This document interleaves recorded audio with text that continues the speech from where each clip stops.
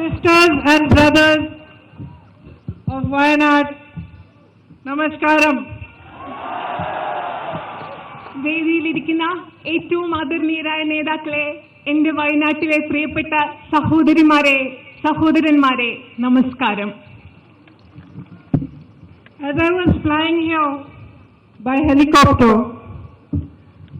I was looking at the beauty of the hills of Wayanad, of the lush green forest. ഞാനിങ്ങനെ വയനാടിലേക്ക് ഹെലികോപ്റ്ററിലേക്ക് വന്നുകൊണ്ടിരിക്കുമ്പോൾ ഈ വയനാടിന്റെ മലനിരകളുടെ സൗന്ദര്യം ഞാൻ വളരെയധികം ആസ്വദിക്കുകയായിരുന്നു. And I was thinking about the rich tribal culture of this area, of how your culture has coexisted beautifully with other cultures in our country, and how every religion is practiced in Kerala peacefully and with freedom. ഞാനിങ്ങനെ ഹെലികോപ്റ്ററിലേക്ക് വന്നുകൊണ്ടിരിക്കുമ്പോൾ ഞാൻ വയനാടിന്റെ മനോഹരമായ ഇവിടുത്തെ ആദിവാസികളുടെ ജീവിത രീതികളെക്കുറിച്ചും സംസ്കാരത്തെക്കുറിച്ചുമൊക്കെ ഞാൻ ചിന്തിക്കുകയായിരുന്നു. എത്ര മനോഹരമായിട്ടാണ് വയനാടിന്റെ സംസ്കാരവും ജീവിത രീതിയും ഒക്കെ കേരളത്തിലെയും മറ്റു രാജ്യങ്ങളിലെയും സംസ്കാരങ്ങളുമായി ഇടപഴകി ചേർന്ന് ജീവിക്കുന്നത്. അതുപോലെ വ്യത്യസ്ത മതങ്ങളിലുള്ളവർ എത്ര മനോഹരമായിട്ടാണ് ഇവിടെ മറ്റു മതങ്ങളും മറ്റു ചിന്താധാരകളുമായി ഇഴുങ്ങി ചേർന്ന് ജീവിച്ചതെന്ന് ആലോചിച്ച് എനിക്ക് വളരെയധികം സന്തോഷമുണ്ടാവുകയായിരുന്നു. As you know, for the last 2 months, I have been touring Uttar Pradesh. നിങ്ങൾക്ക് എല്ലാവർക്കും അറിയാം, കഴിഞ്ഞ 2 മാസങ്ങളായി ഞാൻ ഉത്തർപ്രദേശിൽ മുഴുവൻ തെരഞ്ഞെടുപ്പിന്റെ ഭാഗമായി യാത്ര ചെയ്തുകൊണ്ടിരിക്കുകയാണ്. And just like the tribal culture, which has a deep respect for land, for the earth, for the forest, the farmers of Uttar Pradesh have a deep respect and a deep connection to their land, to their crops, to the earth and to the world around them. ഞാനിങ്ങനെ ഇവിടെ നിങ്ങളോട് പറയുകയുണ്ടായി, 2 മാസങ്ങളായി ഞാൻ ഉത്തർപ്രദേശിൽ യാത്ര ചെയ്തുകൊണ്ടിരിക്കുകയാണ്. എങ്ങനെയാണ് ഇവിടുത്തെ കർഷകർക്ക്, ഇവിടുത്തെ ആദിവാസികൾക്ക് നിങ്ങളുടെ ഭൂമിയുമായി, നിങ്ങളുടെ സംസ്കാരവും വനവുമായി ഇടപെടുന്ന ഒരു ബന്ധം, വളരെ അടുത്തു ചേർന്ന ഒരു ബന്ധമുള്ളത്. അതുപോലെ ഉത്തർപ്രദേശിലെ കർഷകർക്ക് അവരുടെ ഭൂമിയുമായി, അവരുടെ സംസ്കാരവുമായി എല്ലാം വളരെയധികം അടുത്ത അഗാധമായ ഒരു ബന്ധമാണുള്ളത്. And it is when I looked at these lush green hills and I thought about your tribal culture and I thought about the farmer in UP, that the immensity of the betrayal that the BJP government has enacted for the last 5 years with the people of India truly struck my heart. ഞാനിങ്ങനെ ഇവിടെ ഈ മലനിരകളുടെ ഹരിതാഭ ആസ്വദിച്ചുകൊണ്ട് ഇവിടെ വരുമ്പോഴാണ് ഞാൻ ഇവിടുത്തെ ആദിവാസി സംസ്കാരത്തിന്റെ പാരമ്പര്യത്തെക്കുറിച്ചും അതുപോലെ തന്നെ ഉത്തർപ്രദേശിലെ കർഷകർക്ക് ഈ രാജ്യത്തോടുള്ള സ്നേഹത്തെക്കുറിച്ചും അവരുടെ ബന്ധത്തെക്കുറിച്ചും അവരുടെ അവസ്ഥയെക്കുറിച്ചും ഒക്കെ ഗാഢമായി ചിന്തിച്ചപ്പോഴാണ് എനിക്ക് മനസ്സിലാക്കാൻ സാധിച്ചത് എത്രമാത്രം തീവ്രമാണ് കഴിഞ്ഞ 5 വർഷങ്ങളായി, എത്ര തീവ്രമായി ഗുരുതരമായിട്ടാണ് ഈ BJP ഗവൺമെന്റ് ഇവിടുത്തെ കർഷകരെയും ആദിവാസികളെയും വഞ്ചിച്ചുകൊണ്ടിരിക്കുന്നതെന്ന് എനിക്ക് മനസ്സിലാക്കാൻ സാധിച്ചത്. Because this is my country. കാരണം these hills of Kerala, these are my country. And those fields of Uttar Pradesh, the wheat fields that I see every day, those are my country. And Tamil Nadu is my country. And the Northeast is my country. And Gujarat is my country. And I can name state after state after state with a different culture, with its own way of living, with its own tradition, with its own different religions living together. All of that is our country. It is my country. And all the BJP has done in the last 5 years is tell you that this is separate, that is divided, that you do not all belong, that a part belongs more, another part belongs less. This is an immense betrayal of what India stands for. എനിക്ക് എന്തുകൊണ്ടാണ് ഈ മലനിരകളിലൂടെ ഇവിടെ കടന്നു വന്നപ്പോൾ എനിക്ക് വളരെയധികം വിഷമം തോന്നിയത്? കാരണം വയനാട് എന്റെ രാജ്യമാണ്. വയനാട്ടിലെ മലനിരകൾ എന്റെ രാജ്യമാണ്, എന്റെ സ്വന്തമാണ്.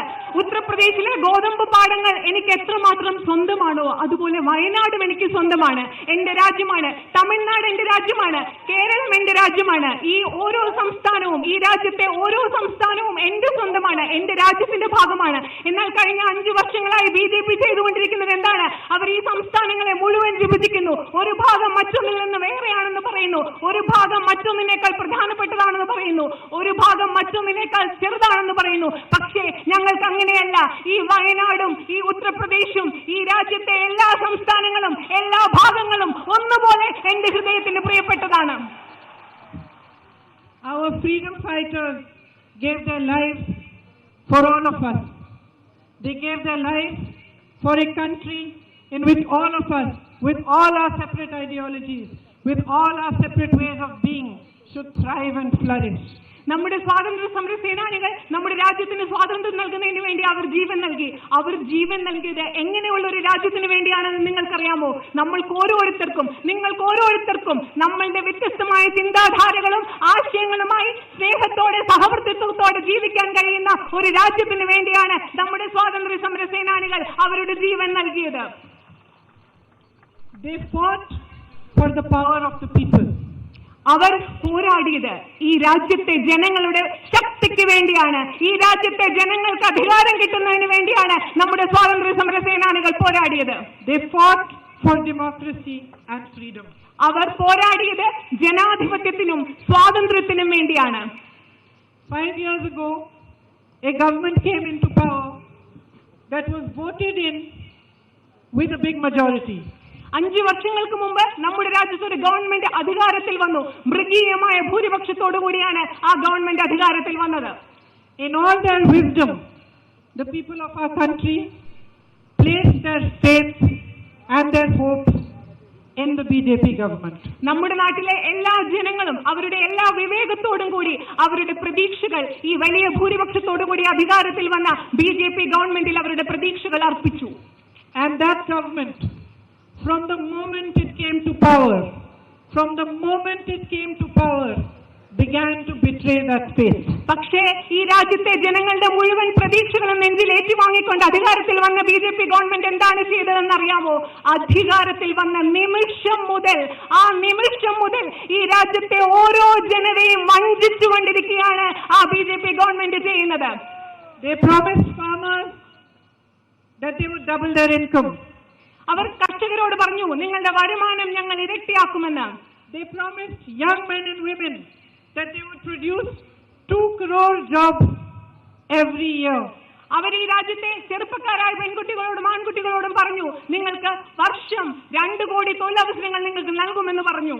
They promised people that they would put 15 lakhs in each person's bank account. എല്ലാവരുടെയും ബാങ്ക് അക്കൗണ്ടുകളിൽ 15 ലക്ഷം രൂപ നിക്ഷേപിക്കുമെന്ന് അവർ ഇവിടുത്തെ രാജ്യത്തെ ഓരോ വ്യക്തിയോടും വാഗ്ദാനം ചെയ്തു. But once they came into power, they forgot those who gave them power. പക്ഷേ അധികാരത്തിൽ വന്ന ശേഷം ഇവിടുത്തെ BJP ഗവൺമെന്റ് അവർക്ക് ആരാണോ അധികാരം നൽകിയത് ഈ നാട്ടിലെ ഓരോ ജനത്തെയും അവർക്ക് അധികാരം നൽകിയ ജനങ്ങളെ They began to believe that the power belonged to them and not to the people. അവർ ചിന്തിക്കാൻ തുടങ്ങി, അധികാരം ഞങ്ങൾക്കുള്ളതാണ്, ഈ രാജ്യത്തെ ജനങ്ങൾക്കുള്ളതല്ല അധികാരം, മറിച്ച് അധികാരം ഞങ്ങൾക്കുള്ളതാണെന്ന് BJP ഗവൺമെന്റ് അധികാരത്തിൽ വന്നത് മുഴുവൻ ചിന്തിക്കാൻ തുടങ്ങി. The first indication of this gross misunderstanding came when their own president declared shortly after the election that the promise of 15 lakhs in every bank account was just for the sake of the election, what he called a jumla. ശരിക്കും എങ്ങനെയാണ് ഇത് മനസ്സിലാക്കാൻ സാധിച്ചത്? ഇപ്രകാരം അവർ ജനങ്ങൾക്കല്ല തങ്ങൾക്കാണ് അധികാരം എന്ന് വിശ്വസിക്കുന്നതിന്റെ ഏറ്റവും വലിയ സൂചനയാണ് ഇലക്ഷൻ കഴിഞ്ഞ ശേഷം BJPയുടെ പ്രസിഡന്റ് ഇത്തരം ഒരു തെറ്റിദ്ധാരണയുടെ വ്യക്തമായൊരു സൂചനയാണ്. തെരഞ്ഞെടുപ്പ് കഴിഞ്ഞ ശേഷം BJPയുടെ പ്രസിഡന്റ് പറഞ്ഞു, ഞങ്ങൾ തെരഞ്ഞെടുപ്പ് കാലം നൽകിയ വാഗ്ദാനങ്ങളെല്ലാം ആ തെരഞ്ഞെടുപ്പിന് വേണ്ടി നൽകുന്ന വെറും വാഗ്ദാനങ്ങൾ, അതായത് ജുംല, ഒരർത്ഥമില്ലാത്ത വെറും വാഗ്ദാനങ്ങളാണെന്ന് പറഞ്ഞപ്പോൾ തന്നെ BJP എങ്ങനെയാണ് ജനങ്ങളെ കരുതുന്നതെന്ന് നമുക്ക് മനസ്സിലായി. But as the 5 years progressed, one after the other, evidence came before us of the fact that this government was never even interested. It never had the intention of fulfilling any of these promises. ഈ 5 വർഷങ്ങൾ മുൻപോട്ട് പോകുമ്പോൾ ഒന്നൊന്നായി നമ്മുടെ മുൻപിൽ തെളിവുകൾ വരികയായിരുന്നു. ഈ ഗവൺമെന്റിന്, BJP ഗവൺമെന്റിന് ഈ രാജ്യത്തെ ജനങ്ങളുടെ കാര്യത്തിൽ ഒരു താല്പര്യവുമില്ല. ഈ രാജ്യത്തെ ജനങ്ങൾക്ക് നൽകിയ വാഗ്ദാനങ്ങൾ പാലിക്കുന്നതിൽ BJP ഗവൺമെന്റിന് ഒരു താല്പര്യവുമില്ല എന്ന് വ്യക്തമാക്കുന്ന തെളിവുകളാണ് കഴിഞ്ഞ 5 വർഷങ്ങളായി നമ്മുടെ മുൻപിൽ വന്നുകൊണ്ടിരിക്കുന്നത്.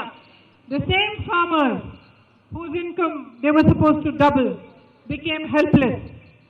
You and Wayanad are well aware that when there were floods, no relief was provided to you. You are well aware that when you have had difficulties and farmers have been in debt, no relief has been provided to you. ശരിക്കും ഏത് കർഷകർക്കാണോ അവർ ധാരാളം അവരുടെ വരുമാനം ഇരട്ടിയാക്കാമെന്ന് വാഗ്ദാനം നൽകിയത്, കർഷകർ നിസ്സഹായരാകുന്ന അവസ്ഥയാണ് നമുക്ക് കാണാൻ സാധിച്ചത്. എനിക്കറിയാം ഈ വയനാട്ടിൽ ധാരാളം കർഷകരുണ്ട്. പ്രളയകാലത്തും അതിനുശേഷവും നിങ്ങൾ ധാരാളം ദുരിതങ്ങൾ അനുഭവിച്ചിട്ടുണ്ട്, എനിക്കറിയാം. പക്ഷെ നിങ്ങൾക്കൊന്നും കൃത്യസമയത്ത് വേണ്ട സഹായം കിട്ടിയിട്ടില്ലെന്നും എനിക്ക് വ്യക്തമായി അറിയാം. Programs like Manrega have been rendered weak. And wherever I go, I am told that there are so many issues with it because the government has purposely tried to strangle it and bring it down from what it used to be during Congress government. പ്രധാനപ്പെട്ട പരിപാടിയായ മഹാത്മാഗാന്ധി ദേശീയ ഗ്രാമീണ തൊഴിലുറപ്പ് പദ്ധതി പോലെയുള്ള പദ്ധതികളെ വളരെയധികം ദുർബലമാക്കുകയാണ്. രാജ്യത്തിന്റെ പല ഭാഗങ്ങളിൽ എവിടെയൊക്കെയോ ഞാൻ സഞ്ചരിക്കുന്നു, അവിടെയൊക്കെ എന്നോട് ജനങ്ങൾ വന്ന് പറയുന്നു ഈ പദ്ധതിയുമായി ബന്ധപ്പെട്ട് ധാരാളം പ്രശ്നങ്ങളുണ്ട്. ഇങ്ങനെയുള്ള പദ്ധതികളെ ഇല്ലാതാക്കാനാണ് BJP ഗവൺമെന്റ് ഇവിടെ ശ്രമിച്ചുകൊണ്ടിരിക്കുന്നത്. My grandmother Indira Ji always had a deep respect for the tribal culture and the tribal people. എന്റെ മുത്തശ്ശിയായ ശ്രീമതി ഇന്ദിരാജിക്ക് എല്ലായ്പ്പോഴും ആദിവാസി സംസ്കാരവുമായി ആദിവാസി ജനതയുമായി അടുത്ത ബന്ധവും അവരോട് ആഴമേറിയ ബഹുമാനവും ഉണ്ടായിരുന്നു.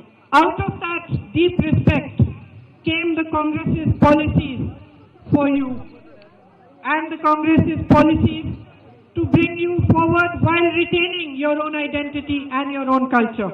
എന്റെ മുത്തശ്ശിയായിരുന്ന ഇന്ദിരാജിക്ക് ഈ രാജ്യത്തെ ആദിവാസി ജനതയോടുള്ള ആഴമേറിയ ബഹുമാനത്തിൽ നിന്നാണ് ഈ രാജ്യത്തെ ആദിവാസികളെ നിങ്ങളുടെ സംസ്കാരവും ചരിത്രവും പാരമ്പര്യവും നിലനിർത്തിക്കൊണ്ട് തന്നെ സമൂഹത്തിന്റെ മുഖ്യധാരയിലേക്ക് കൊണ്ടുവരാനുള്ള കോൺഗ്രസിന്റെ നയപരിപാടികളുടെ അടിസ്ഥാനം എന്ന് പറയുന്നത് ഇന്ദിരാജിക്ക് ഈ രാജ്യത്തെ ആദിവാസി ജനതയോടുള്ള അഗാധമായ ബഹുമാനമാണ്. The Congress has always protected tribal land and tribal livelihood and will continue to do so.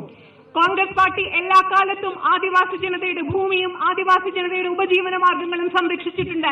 ഞങ്ങൾ എല്ലായ്പ്പോഴും ഈ നാട്ടിലെ ആദിവാസികളുടെ ഭൂമിയും അവരുടെ ഉപജീവന മാർഗവും അതുപോലെ തന്നെ തുടർന്നും സംരക്ഷിക്കും എന്ന് നിങ്ങൾക്ക് ഉറപ്പ് നൽകുന്നു. In our manifesto for this election, we are also proposing a scheme called Nyay, in which 72,000 rupees will annually be given to every family which is in distress and in need.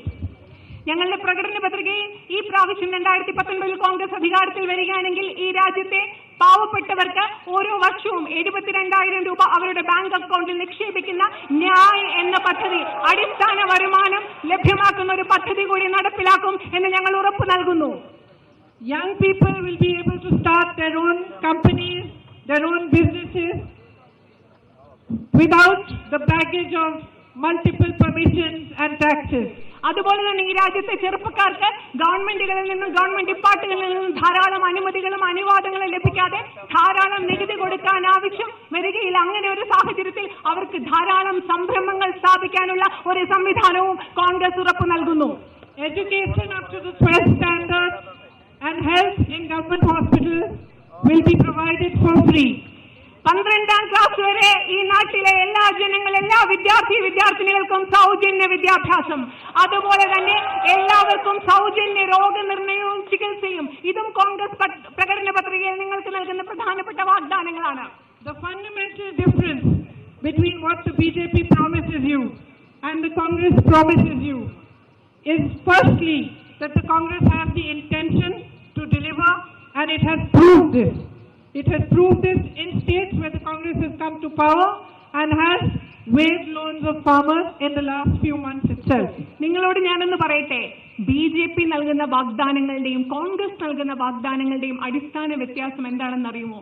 Congress നിങ്ങൾക്ക് വാഗ്ദാനങ്ങൾ നൽകുമ്പോൾ അത് നിറവേറ്റാനുള്ള ഇച്ഛാശക്തിയോടുകൂടിയാണ് കോൺഗ്രസ് നിങ്ങൾക്ക് വാഗ്ദാനങ്ങൾ നൽകുന്നത്. അത് കോൺഗ്രസ് തെളിയിച്ചതുമാണ്. ഞങ്ങൾ അധികാരത്തിൽ വന്ന 3 സംസ്ഥാനങ്ങൾ കർഷകരുടെ കടം എഴുതി തള്ളിയതോടുകൂടെ കോൺഗ്രസ് വാഗ്ദാനങ്ങൾ നിങ്ങളോട് നിറവേറ്റും എന്ന് ഞങ്ങൾ തെളിയിച്ചതാണ്. And the other fundamental difference is that the Congress wants to empower you. The Congress understands that the power of the people is supreme. മറ്റൊരു അടിസ്ഥാന വ്യത്യാസം എന്ന് പറഞ്ഞാൽ കോൺഗ്രസിനെ ശക്തീകരിക്കേണ്ടത് നിങ്ങളെയാണ്. നിങ്ങൾ ഓരോരുത്തരെയുമാണ് കോൺഗ്രസിനെ ശക്തീകരിക്കേണ്ടത്. കോൺഗ്രസ് മനസ്സിലാക്കുന്നു അധികാരവും ശക്തിയും നിങ്ങൾക്കുള്ളതാണ്, നിങ്ങൾക്ക് വേണ്ടതാണെന്ന് കോൺഗ്രസ് മനസ്സിലാക്കുന്നു. Whereas the BJP has shown that it does not respect the people. It does not understand that the power is given to it by you. Its policies do not reflect a respect for you. Its policies reflect respect only for a few businessmen for whom they are available all of their time. പക്ഷേ BJP എന്താണ് ചെയ്യുന്നത്? BJP ഈ രാജ്യത്തെ ജനങ്ങളെ ബഹുമാനിക്കുന്നില്ല. ഈ രാജ്യത്തെ ജനങ്ങളാണ് BJPക്ക് അധികാരം നൽകിയതെന്ന് അവർ വിശ്വസിക്കുന്നില്ല. BJPക്ക് ബഹുമാനമുള്ളത്, വിശ്വാസമുള്ളത് ഈ രാജ്യത്തെ 10-15 വരുന്ന കുറച്ച് മനുഷ്യർക്ക് വേണ്ടി മാത്രമാണ്, കുറച്ച് വ്യവസായികൾക്ക് വേണ്ടി മാത്രമാണ് BJP ഗവൺമെന്റ് നിലകൊള്ളുന്നതും വിശ്വസിക്കുന്നതും. ഈ നാട്ടിലെ സാധാരണക്കാരായ ജനങ്ങളെ അവർ ബഹുമാനിക്കുന്നും വിശ്വസിക്കുന്നുമില്ല. Their efforts to weaken democracy, to shut down the voice of the people when it is raised, to weaken institutions that protect the people's rights, that protect the people's ability to protest and to show their displeasure against the government, is a sign of how much they respect the people of India. നമ്മുടെ BJP government, ഈ രാജ്യത്തിലിരിക്കുന്ന BJP government എങ്ങനെയാണോ ഈ ജനാധിപത്യത്തെ ദുർബലപ്പെടുത്തുന്നത്, എങ്ങനെയാണോ ഈ ജനാധിപത്യ സ്ഥാപനങ്ങളെ ഇല്ലാതാക്കുന്നത്, എങ്ങനെയാണോ ഈ രാജ്യത്തെ ജനങ്ങളുടെ ശബ്ദത്തെ അടിച്ചമർത്തുന്നത്, ഇതെല്ലാം വ്യക്തമാക്കുന്നത് BJPക്ക് ഈ രാജ്യത്തെ ജനങ്ങളെ ഒരിക്കലും ബഹുമാനിക്കാനും വിശ്വസിക്കാനും കഴിയുകയില്ലെന്നും അവർക്ക് ഈ രാജ്യത്തെ ജനങ്ങളോടൊരു ബഹുമാനവും ഇല്ലെന്നുള്ളതിന്റെ സൂചനകളാണ്. So I am here before you today to ask you to consider all these things when you go to cast your vote, to understand that to protect our country, to protect your voice, to protect democracy, to protect all those institutions which are there to safeguard the power that actually belongs to you, you must vote having thought and considered all these things in great depth. ഞാനിവിടെ വന്നത്, ഞാനിപ്പോൾ നിങ്ങളോട് പറഞ്ഞ കാര്യങ്ങൾ ഇതൊക്കെ നിങ്ങൾ vote ചെയ്യാൻ പോകുമ്പോൾ നിങ്ങൾ ചിന്തിക്കണം. ഈ രാജ്യത്തെ ജനാധിപത്യത്തെ സംരക്ഷിക്കുന്നതിന് വേണ്ടി, ഈ രാജ്യത്തെ ജനാധിപത്യ സ്ഥാപനങ്ങളെ സംരക്ഷിക്കുന്നതിന് വേണ്ടി, ഈ രാജ്യത്തെ ജനങ്ങൾക്ക് ശബ്ദവും അധികാരവും നൽകുന്നതിന് വേണ്ടി, ഈ രാജ്യത്തെ സംരക്ഷിക്കുന്നതിന് വേണ്ടി ഞാൻ ഈ പറഞ്ഞ കാര്യങ്ങളെല്ലാം നിങ്ങൾ വോട്ട് ചെയ്യാൻ പോകുമ്പോൾ വളരെ ഗാഢമായി ആലോചിക്കണം എന്ന് ഞാൻ നിങ്ങളോട് അഭ്യർത്ഥിക്കുകയാണ്. My friends, I also stand before you today as a sister. എന്റെ പ്രിയപ്പെട്ട സുഹൃത്തുക്കളെ, ഇന്ന് ഞാൻ നിങ്ങളുടെ മുൻപിൽ നിൽക്കുന്നത് ഒരു സഹോദരിയായിട്ടും കൂടിയാണ്. I stand here on behalf of a man who I have known from the day I was born. ഞാൻ നിങ്ങളുടെ മുൻപിൽ നിൽക്കുന്നത് ഞാൻ ജനിച്ച ദിവസം മുതൽ എനിക്കറിയാവുന്ന ഒരു മനുഷ്യന് വേണ്ടിയാണ്. He is going to be your candidate in this election, and over the last 10 years he has faced a massive personal attack from his opponents. അദ്ദേഹം ഈ ഇലക്ഷനിൽ നിങ്ങളുടെ സ്ഥാനാർത്ഥിയായി മത്സരിക്കുകയാണ്. കഴിഞ്ഞ 10 വർഷങ്ങളായി അദ്ദേഹത്തിന്റെ നേരെ നടന്നിട്ടുള്ള വ്യക്തിപരമായ ആക്രമണങ്ങൾ, കടുത്ത വ്യക്തിപരമായ ആക്രമണങ്ങളെ അതിജീവിച്ചുകൊണ്ടാണ് കഴിഞ്ഞ 10 വർഷമായി അദ്ദേഹം നിങ്ങൾക്ക് വേണ്ടി പ്രവർത്തിക്കുന്നത്. They have sought to portray in front of all of you and in front of the people of India a character of his which is very far from the truth.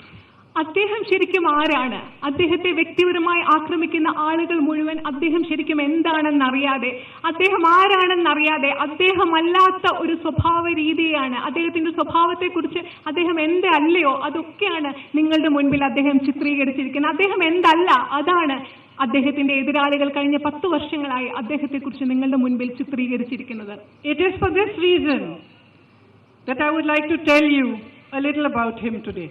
അതേ കാരണം കൊണ്ട് തന്നെയാണ് ഇന്ന് എന്റെ പ്രിയപ്പെട്ട സഹോദരനെ കുറിച്ച് നിങ്ങളോട് ഞാൻ കുറച്ച് കാര്യങ്ങൾ പറയാൻ ആഗ്രഹിക്കുന്നത്. My brother Rahul is elder to me by 2 years. എന്റെ സഹോദരൻ രാഹുൽ എന്നെക്കാളും 2 വയസ്സ് മൂത്തതാണ്. He has been my ally through both the most beautiful and the most painful moments of my life. എന്റെ ജീവിതത്തിലെ ഏറ്റവും സുന്ദരമായ നിമിഷങ്ങളിലും ഏറ്റവും വേദന നിറഞ്ഞ നിമിഷങ്ങളിലും എന്റെ കൂടെ എന്റെ കൈപിടിച്ച് നിന്ന ആളാണ് എന്റെ സുഹൃത്തായ എന്റെ സഹോദരനായ Rahul. As children, the two of us shared a childhood in which we experienced the devastation of violence and loss. ഞങ്ങൾ രണ്ടുപേരും ഞങ്ങളുടെ ബാല്യകാലത്ത് ഒരുമിച്ച് ജീവിച്ചപ്പോൾ അക്രമം, ജീവിതത്തിലുണ്ടാകുന്ന ദുരന്തം എത്രമാത്രമാണെന്ന് ഞങ്ങൾ രണ്ടുപേരും ഒരുമിച്ചാണ് മനസ്സിലാക്കിയത്. Indiraji was like another mother to us. Indiraji ഞങ്ങൾക്ക് മറ്റൊരു അമ്മയെ പോലെയായിരുന്നു. My brother was 14 years old and I was 12 when she was assassinated in our own home. ഞങ്ങളുടെ സ്വന്തം വീട്ടിൽ ഇന്ദിരാജി മൃഗീയമായി കൊല ചെയ്യപ്പെട്ടപ്പോൾ എൻ്റെ സഹോദരന് 14 വയസ്സായിരുന്നു, എനിക്ക് 12 വയസ്സും. Our small family of 4 was bound together by the deep love that our parents shared, and that love gave us the courage to face what was happening to us. ഞങ്ങളുടെ 4 പേർ ചേർന്നടങ്ങുന്ന ഒരു ചെറിയ കുടുംബം, ആ കുടുംബത്തിലെ ഞങ്ങൾക്ക് എല്ലാ പ്രതിസന്ധികളെയും അതിജീവിക്കാനുള്ള ധൈര്യം നൽകിയത് ഞങ്ങൾ 4 പേരും തമ്മിലുണ്ടായിരുന്ന അഗാധമായ ആഴമേറിയ സ്നേഹത്തിന്റെ ഒരു ബന്ധമായിരുന്നു. പ്രിയങ്ക ഗാന്ധി മാനന്തവാടിയിലെ പൊതുസമ്മേളനത്തിൽ സംസാരിക്കുകയാണ്. രാഹുലിനെ കുറിച്ച് വളരെ വൈകാരികമായി സംസാരിക്കുന്നു പ്രിയങ്ക ഗാന്ധി. ഈ വാർത്താ ബുള്ളറ്റിൻ പൂർണ്ണമാവുകയാണ്. ഇടവേളയ്ക്ക് ശേഷം ഉച്ചവാർത്ത കാണാം.